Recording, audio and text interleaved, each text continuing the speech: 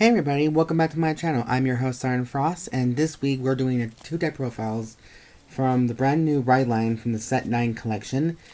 I know this is very late for me doing all this, and thank God I was able to get some of the cards I will be comparable to both these decks. But in the first video we'll be doing today is my personal favorite. I'm starting to actually like this deck one more than the other one, and it was even kind of weird though. This deck here actually became one of my top 3 favorite decks to use in D series, so that's why I'm kind of happy to using it. So if you guys are wondering like what this deck actually is, it's a new Dark State ride line, which is Almajestar Astroea Unica, which is Almajestar series. So when I saw this deck actually played in the anime with Sophie Belle using it as her own deck, and against Rika, not once but twice. This is just a pure version right now without the mask. I'm pretty sure I'll probably be doing a deck profile update of both Drawjeweled and Unica in both their mask forms, but we'll just see about that because I know that mask is a really tough one to get these days because it's up there around $21 or $22 each. So. And I already got 3 copies, so that's like a lot of money right there. So, it's all good, I think. But, right now in this video, we're going to be talking about Unica and how her playstyle actually is. The downside with this, now here's the deck's only con. The deck's only con. Normally, you need to, this deck is meant to play maybe like up to 8 criticals. If you were playing it in premium, you could play as many fucking criticals you want, for that matter.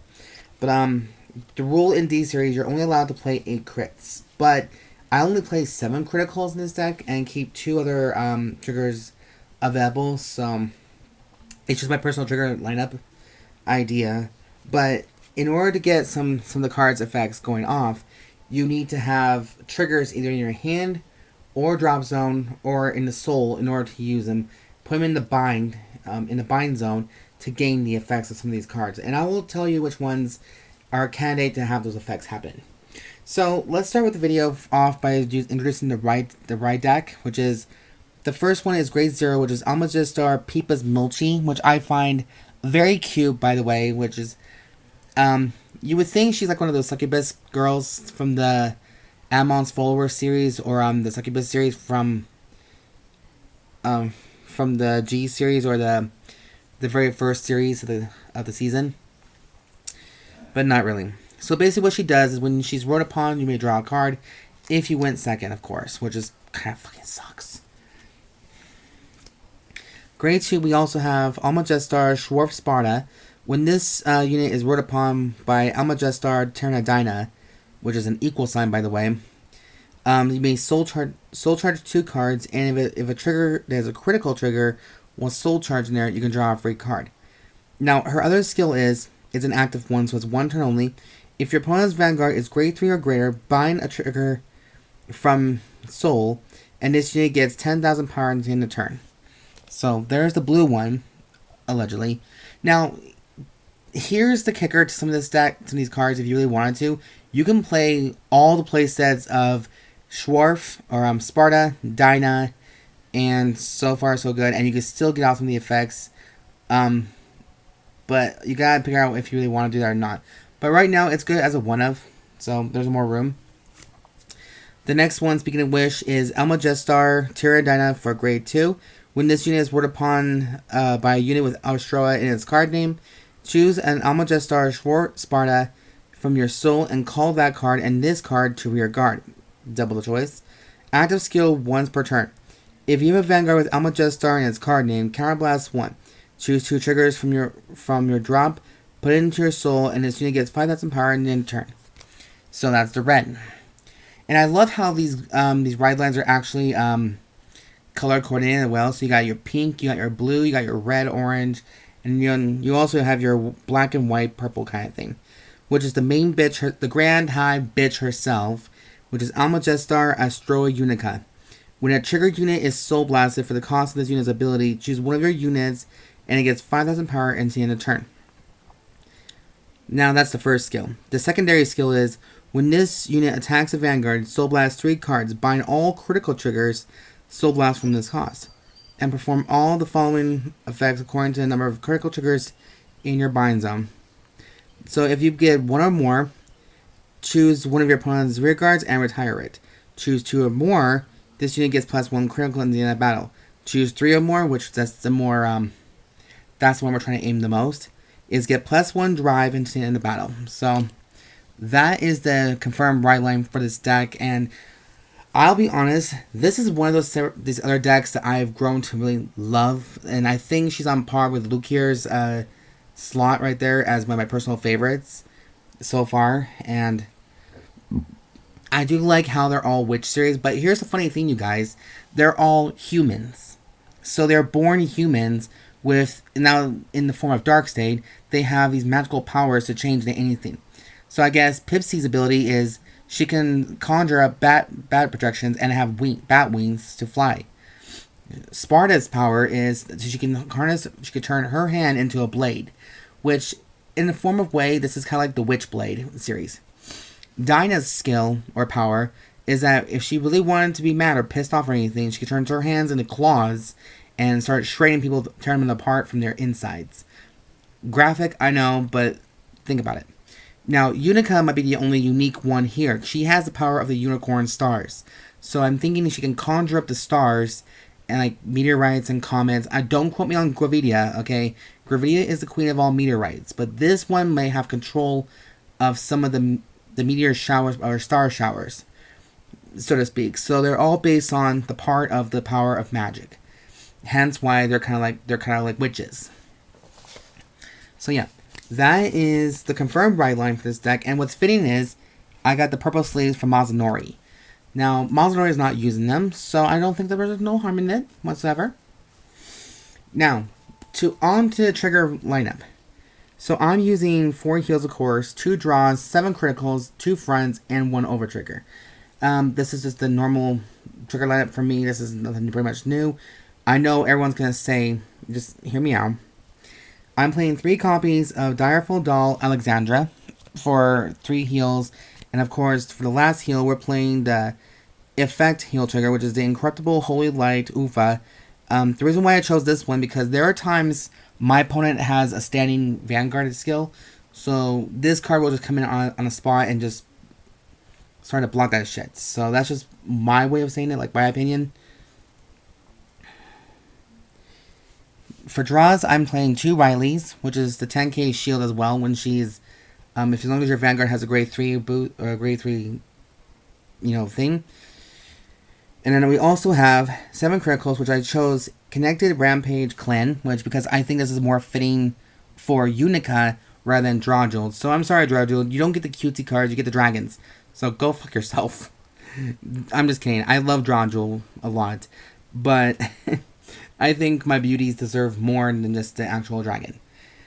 Speaking of dragons, actually, we're playing 4 copies of Steam Deviant Dragon for the extra effect. So anytime this card is put into the soul, choose one of your units and they get 2,000 power into turn. So at the end of the battle, this unit boost, of course, is put into the soul. That's why. I'm still playing 2 copies of. Oh, what is that?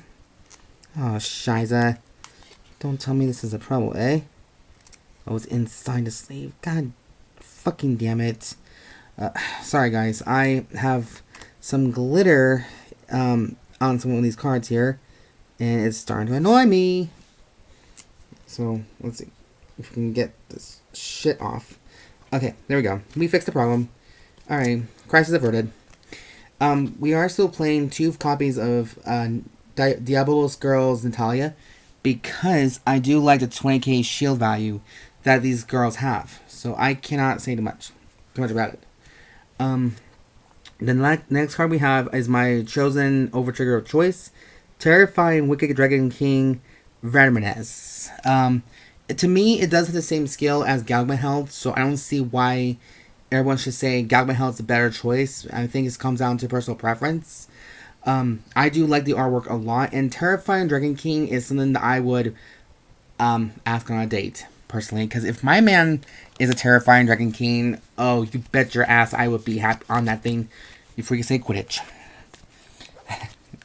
No pun intended. No offense to Harry Potter. Unless you want to make up with Harry Potter, I don't care. So yeah, that is the trigger lineup. And now for the grade 1 lineup. This is just my personal preference, of course. We are playing a lot of grade 1s in here, like normal. Not that you guys are shocked. So, the first one we're doing is 4 copies of Airam Capricornus. Capricorn is an Almajestar support set. Basically what this Chimera can do is, when it's on a rearguard skill, when this unit boosts, if you have a Vanguard with Almajestar and its card name, choose up to 1 trigger unit from your hand or drop, and put it into your soul. If you put a trigger from your hand, you may draw a card. So, if you're willing to have the draw effect, bravo, more power to you. But I think it's just best to, get the triggers. I just suggest that you only use the hand effect if you don't have a trigger in the drop zone. That's what I'm trying to say. Alright, the next one we have is 4 copies of Grifforz Cetos. Cetos is another Almajestar card from the Set 10 collection, so it's a bit of a mix of everything from here on out. It's an active skill. If you have a Vanguard Almajestar in its card name, retire this unit, choose up to 2 critical triggers from your bind zone, and put them into your soul. So you can actually refuel your soul, and by getting the critical triggers and the triggers that you need, and do a proper soul blast and shit like that. So, this is a personal preference for me, but I also got another card from Draw Duel's trial deck. 4 copies of Friend of the Netherworld Ling. Not only because she matches perfectly with Almajestars, but her skill is, when this unit is placed on rear guard, look at the top 2 cards of your deck. Choose a card from among them, put it into your soul, and put the rest of the bottom of your deck. So you can actually do a small prediction to see if you get a critical or not, and for Tyrna's skill, Dyna's skill as well. So this will also help you get the cards you need and what triggers you need to activate some of the effects. Next, we're playing, of course, 3 complete guards, which is PG of choice. Repelled Melis Dragon. So, 3 of those, and 1 Elementaria Sanctitude, just because it's the... There are times that your opponent may do a triple drive, after all, from a grade 4, or an effect that lets you do a triple drive. So, that's what's kind of like why it's there. But at the end of the battle, though, it goes, like, it gets removed from play. God, I'm not speaking today, you guys. I am so sorry about that. But yeah, there's that. For grade 2s, we're playing only 8 grade 2s. This will change in the mask build when I get done with it. So, that won't be a problem. But we are playing the 4 that I think belongs to Almajestar. As I know, one of them is 4 Kids Peak Griffins, which this is a must in the as a 4 of. Its skill is, when this unit is placed on rear guard, if your Vanguard with Almajestar in its card name, choose 2 triggers from your drop and put them into your soul. Now, the next skill is a continuous effect. It's both a rear guard and a Guardian Circle skill. If your bind zone has a critical trigger, this unit gets 5,000 power, attack, and shield value. So, it's an automatic 15k beater if you just want to beat your opponent to the ground and saying, like, yeah, go fuck yourself, pretty much. The next one is my personal favorite. I like the name of it. Byurakan Manticore.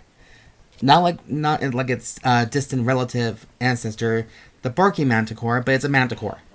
So shut your ass up, okay? It's a Manticore. Continuous effect. During your turn, if your bind zone has 2 or more triggers, this unit gets 10,000 power.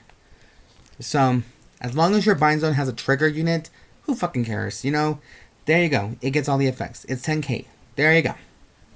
So yeah, everything comes down to having critical triggers in the bind zone, triggers in the soul, in the hand, in the drop, where the hell you want to put it in. I don't want to tell them what your preference is, but it just shoves it up there. Just shove it up there. For grade 3, we're playing 3 more copies of Unica for the Persona Ride ability, and we're also playing 3 Rolnik Cerberuses, because I feel like Rolnik Cerberus has a good potential of being your backup plan in case something else goes wrong. That's what I believed. And I don't know why it's doing that. So White's Counterblast skill, active skill 1. If your Vanguard is Almajestar, Counterblast 1, choose 2 triggers from your drop and put them to your soul, and this unit gets 5,000 power in a turn. So now, if you really want to, Dyna has that skill as well, if you really wanted to. So you can take Cerberus out and maybe play 3 more Dynas, if you really wanted to. Or you can play Gungram or whatever other grade 2 you probably see fit of. You know, I think this is just, for me personally, a best course of action. And that's just my 2 cents right there. But that is it for the deck profile review of Unica. I actually am very thrilled and pleasurable from playing this deck because it is one of those fun ones when you're just like, yeah, do you want to cast a spell or two? Do you feel like you're really angry? Do you want to just like go in for the attack? It does have an offensive play a lot mostly, but you can also turn it into like a versatile defense play as well if you really want to. But that's just the downside. That's the only con I have for this deck, is that it does rely on critical triggers most of the time. You're all probably going to say in the comments, like, well, play the goddamn last 8th card, for hell's sakes. No. Maybe I will in the next episode of this updated deck profile, but not right now. Not today. So, that is it for this deck profile for you guys. I hope you guys did enjoy this video. I know it's a little bit more bloopers, a lot more funny business kind of thing. If you guys do like the content I do create on this channel, be sure to subscribe, thumbs up for the comment, thumbs up for this video, comment down below, rate, and you guys know, if you guys have a lot of questions to ask me, feel free to ask them. There is like no hurry. If you guys just don't care for the video, just go ahead and just turn it off and just like move on to a different video. That's okay. But I did really have a good time playing this deck. I actually do have a lot more fun. I cannot wait to play it next time I'm in South Jordan to play with the other guys to see how it works. So yeah, it'd be kind of fun. Anyways, you guys, stay tuned for part 2 of the video where I'm going to be introducing Granfia, which is I have a lot more to say about that, but you know how that's going to go. Anyways, you guys, have a good night, and as always, I've been your faithful host, Siren Frost, saving out.